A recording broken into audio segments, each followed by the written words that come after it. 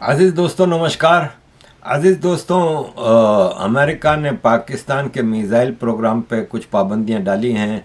America ने चार entities हैं जो कि पाकिस्तान के missile program, ballistic missile program पे असर डाल रही हैं।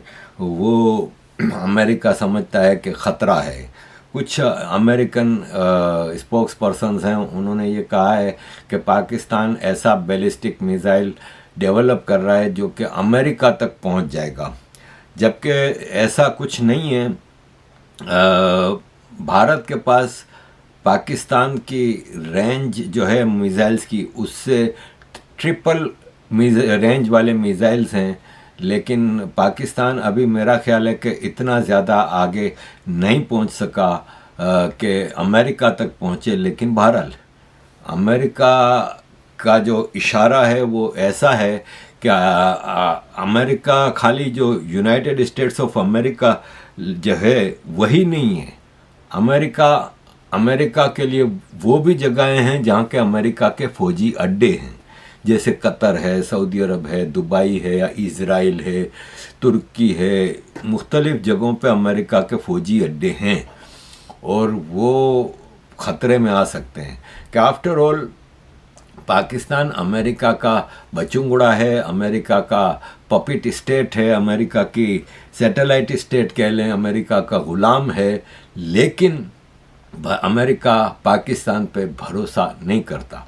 अमेरिका को भारत पे ये भरोसा है कि भारत कभी भी कहीं भी टेररिज्म नहीं करता या दूसरे मुल्कों पे हमले नहीं करता, दूसरे मुल्कों के अंदरूनी मामलात में दखल नहीं देता। लेकिन पाकिस्तान एक इंटरनेशनल मुजाहिद के तौर पे चलता है और दुनिया भर में टेररिज्म, जिसको जिहाद का नाम देता है, वो फैलाता है। और इसके अलावा पाकिस्तान कंट्री के अलावा पाकिस्तानी लोग भी दुनिया में जहाँ भी जाते हैं वो कहीं ना कहीं आतंक फैलाते ही रहते हैं। तो ऐसे में अमेरिका पाकिस्तान के मिसाइल प्रोग्राम पे भरोसा नहीं करता। और इसकी वजह ये भी है कि जब मुशर्रफ के पीरियड में अमेरिका ने ये पोल खोली कि पाकिस्तान आर्मी ने अपना nuclear program Iran, North Korea और लीबिया को बेचा है, तो बड़ा हंगामा मचा था और पाकिस्तान आर्मी को अमेरिका ने बंद कमरे में बहुत कोसा था और बहुत डांटा था। और फिर स्केप गोट के तौर पे बलि का बकरा बनाया गया था डॉक्टर अब्दुल कदीर खान को, जो कि न्यूक्लियर प्रोग्राम का इंचार्ज था, कि इसने बेचा है। जबकि आपको अच्छी तरह पता है कि न्यूक्लियर प्रोग्राम कोई एक आदमी तो नहीं बेच सकता ना, इतना तो मतलब पाकिस्तान में, और ख़ास तौर पे वो आदमी जो कि मुहाजिर है। अब्दुल कदीर खान मुहाजिर था और भुट्टो के दौर में भुट्टो ने उसको कन्विंस किया था। वो उस वक्त हॉलैंड के न्यूक्लियर प्रोग्राम को देख रहा था और वहाँ पे काम करता था हॉलैंड में। तो उसको भुट्टो ने कन्विंस किया और वो काफ़ी चीज़ें वहाँ से हॉलैंड से चोरी करके पाकिस्तान आया और पाकिस्तान में न्यूक्लियर बॉम्ब बनाने का इंचार्ज वही था। इसका क्रेडिट ज़ियाउल हक, भुट्टो, नवाज शरीफ कितना भी ले लें, बग़ैर अब्दुल कदीर खान के न्यूक्लियर बॉम्ब नहीं बन सकता था। तो उसने बनाया था और उसके ऊपर इल्ज़ाम डाल के जब तक वो ज़िंदा था उसको फिर घर में कैद करके रख दिया गया था। और वो बड़ी मतलब वो एक सबक था आम आदमियों के लिए कि पाकिस्तान में किस तरह फ़ौजी इस्तेमाल करते हैं लोगों को, और जो फ़ौजी एजेंट बनता है वो मिसालें बहुत हैं। अब्दुल कदीर खान अकेला तो नहीं है, भुट्टो भी मिसाल है, नवाज शरीफ भी मिसाल है और आज इमरान खान भी मिसाल है कि फ़ौजी इन सबको यूज़ करते हैं, सिविलियंस को, पॉलिटिशियंस हों या कोई जज हो, कोई प्रोग्रामर हो, कोई साइंटिस्ट हो, और फिर जब ज़रूरत पड़ती है तो बलि का बकरा बना के काट देते हैं। इसी तरह अब्दुल कदीर खान के साथ हुआ था। तो उस वक्त नॉर्थ कोरिया को जो न्यूक्लियर प्रोग्राम बेचा गया था पाकिस्तान द्वारा, उसके अगेंस्ट में नॉर्थ कोरिया से मिसाइल टेक्नोलॉजी ली गई थी और उसी मिसाइल टेक्नोलॉजी की बुनियाद पे पाकिस्तान के शाहीन, हतफ, गोरी, गजनवी, अबाबिल, ये सारे मिसाइल बने थे। इस वक्त अमेरिका ने नेशनल डेवलपमेंट कॉम्प्लेक्स, जो कि पाकिस्तान का इस्लामाबाद में है, वो जो सारे मिसाइल डेवलप करता है, ख़ास तौर पे शाहीन मिसाइल की जो सीरीज़ है उसको टारगेट किया है अमेरिका ने। और कराची की 2 कंपनियां हैं और इस तरह टोटल 4 कंपनियां हैं जो कि इस मिसाइल प्रोग्राम के लिए चीज़ें दुनिया भर से जमा करके देती थी नेशनल डेवलपमेंट कॉम्प्लेक्स NDC को। अमेरिका नज़र रखे हुए था इन सब चीज़ों पे, और अब अमेरिका ने इन 4 कंपनियों को ऊपर टारगेट किया है, जिसमें कराची में जो एक कंपनी है रोकसाइड एंटरप्राइजेस उसके ऊपर भी, और इसके अलावा भी 3 कंपनियां और हैं जिनके ऊपर हिसाब किताब लगाया गया है।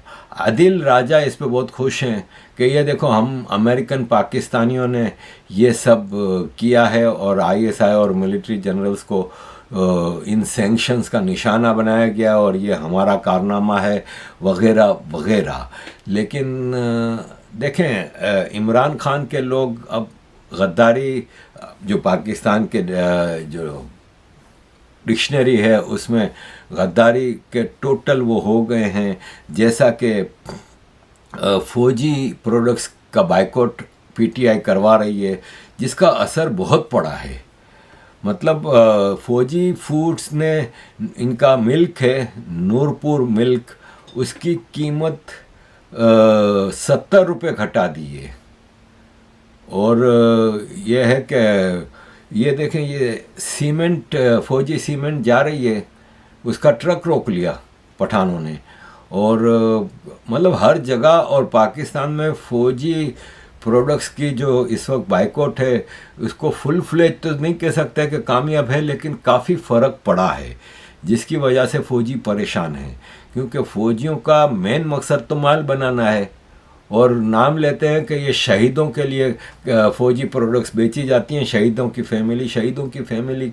शहीद अव्वल तो कौन है जो अपने लोगों को मारते हुए मर जाए, अपने ही बलोचों को या सिंधियों को शहीद। देखे इस्लाम की नज़र में, इस्लामिक शरिया के हिसाब से शहीद वो है जो इस्लाम को बचाते हुए मर जाता है, तो उसको शहीद कहते हैं।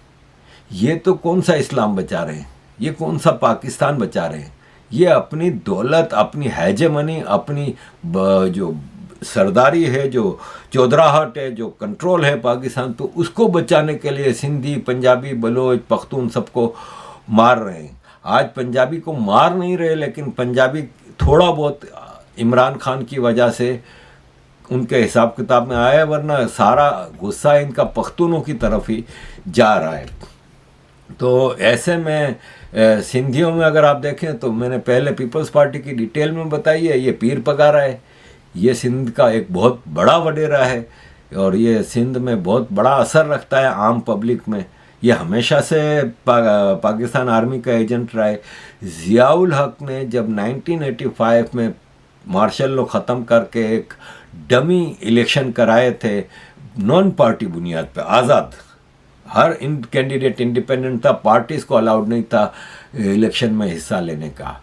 तो उस वक्त जब पार्लियामेंट में, फिर जब पार्लियामेंट बन गई तो एक प्राइम मिनिस्टर इलेक्ट करना था, तो ज़ियाउल हक ने ये पीर पगारा जो है ना, अभी इसका बाप उस वक्त पीर पगारा था, पीर सबगतुल्ला राशदी, तो उसको पूछा कि आप बताएं किसको बनाएं। तो और ज़ियाउल हक ने कहा कि हमने सिंधी प्राइम मिनिस्टर ज़ियाउल हक को लटकाया था, तो सिंधियों में बहुत गुस्सा है, तो कोई सिंधी बंदा दें, लेकिन ऐसा सीधा साधा बंदा दें। तो मोहम्मद खान जुनेजो नाम का एक आदमी जिसको जानते ही नहीं थे कोई, जब अखबारों में आया कि मोहम्मद खान जुनेजो पाकिस्तान के प्राइम मिनिस्टर बने, तो हम भी एक दूसरे से पूछते थे कि ये कौन है, ये कहाँ से आए है अचानक।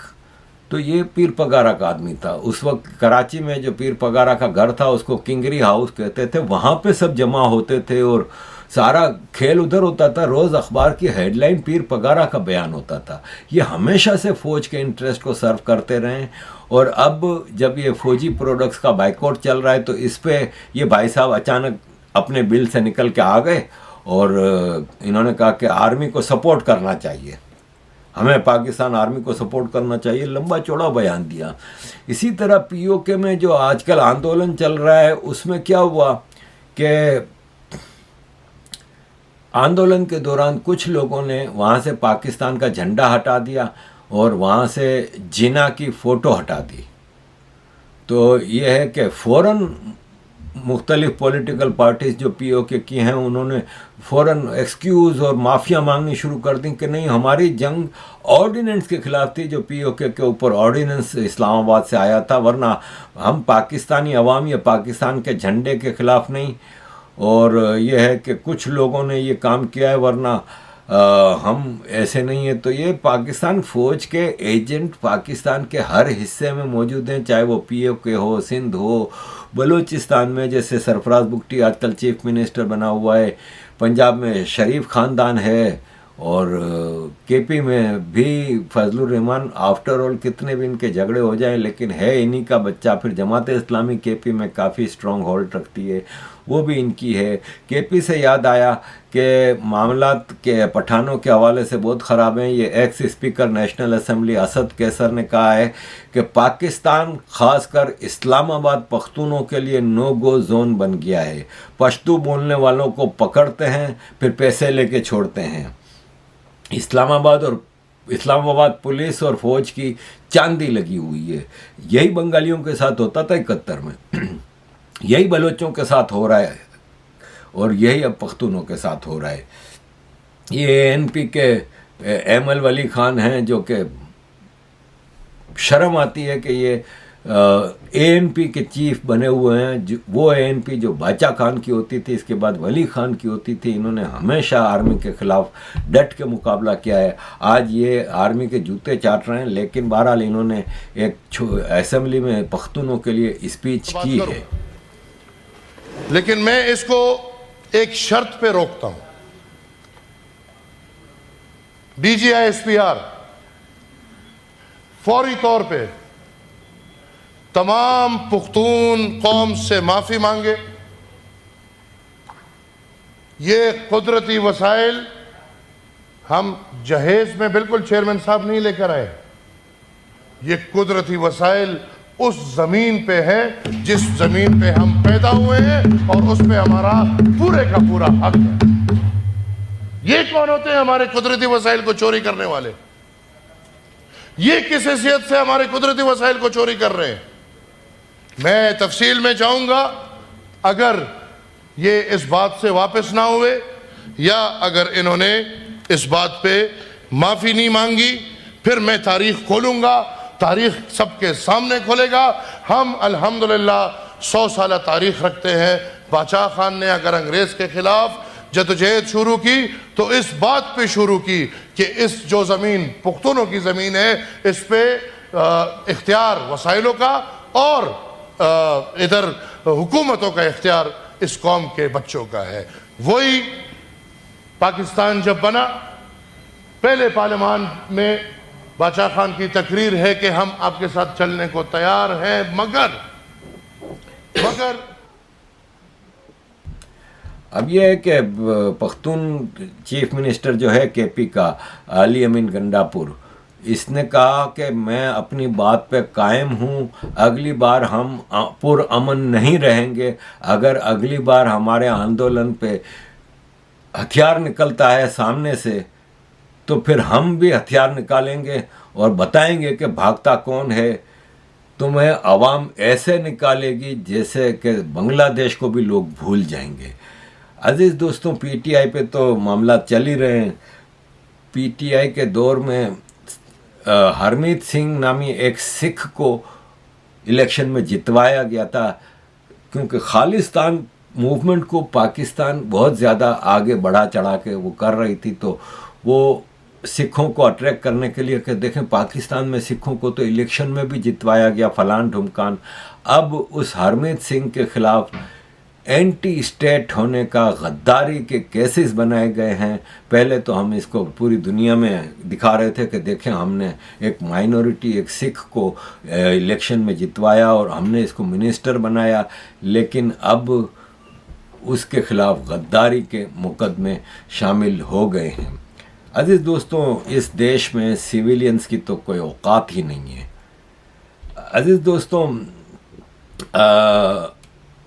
थोड़ा अमेरिका के जो रिचर्ड ग्रेनल हैं, जिनको प्रेसिडेंट ट्रंप ने अपना स्पेशल एनवॉय घोषित किया है। उसके हवाले से जियो न्यूज़ ने एक खबर लगाई थी, ट्वीट की थी कि गे रिचर्ड ग्रेनल ट्रंप के स्पेशल एनवॉय मुकर्रर हुए हैं। तो जिस पे पीटीआई के शहबाज गिल ने कहा है कि आज के दौर में किसी पर इसलिए तनकीद करना कि वो गे है, ये जहालत है। रिचर्ड ग्रेनल एक बेहतरीन इंसान है। तो ठीक है, कोई गे है तो उससे वो गलत आदमी नहीं हो जाता, वो उसका अपना पर्सनल मैटर है और वो आप उसको बैरोमीटर नहीं बना सकते उसकी क्वालिफिकेशन के लिए। लेकिन बहरहाल जिस तरह पीटीआई इस वक्त चल पड़ी है, तो जो एब्सोल्युटली नॉट और ये और वो अमेरिका के हवाले से चला रहे थे, वो आज अमेरिका के ट्रंप और उसके जो अपॉइंटेड एजेंट्स हैं, जैसे कि ये रिचर्ड है, इनके जूते चाट रही है, इनके आगे झुकी हुई है, बिल्कुल ही ज़मीन के अंदर घुस के इनके हिसाब किताब चल रहे हैं। अजीज़ दोस्तों, काफ़ी और चीज़ें हैं लेकिन काफ़ी लंबी वीडियो हो गई है, तो आई ट्राई कि मैं कोशिश करता हूँ रेगुलर रहने की, लेकिन बहरहाल अब जॉब और फैमिली और सब चीज़ें और फिर जो फाइनेंशियल कंस्ट्रेंट्स हैं, इस हवाले से भी कई मसले हैं, तो थोड़ा कभी गैप पड़ जाता है। लेकिन मैं कोशिश पूरी करूँगा कि आपके सामने रेगुलर प्रोग्राम पेश किया करूं। और अज़ीज़ दोस्तों, प्रोग्राम के लिए मैं भरपूर स्टडी करनी पड़ती है। मैं बहुत कम सोता हूं या फैमिली को कम टाइम देता हूं, लेकिन मुसलसल अपने काम के बाद इसको स्टडी करके मैं आपके सामने ज़रूरी चीज़ें ला के रखता हूं। अगर आपको लगता है कि हमारा प्रोग्राम अच्छा है तो kindly support our program. Thank you very much अज़ीज़ दोस्तों for all your support. Kindly keep supporting.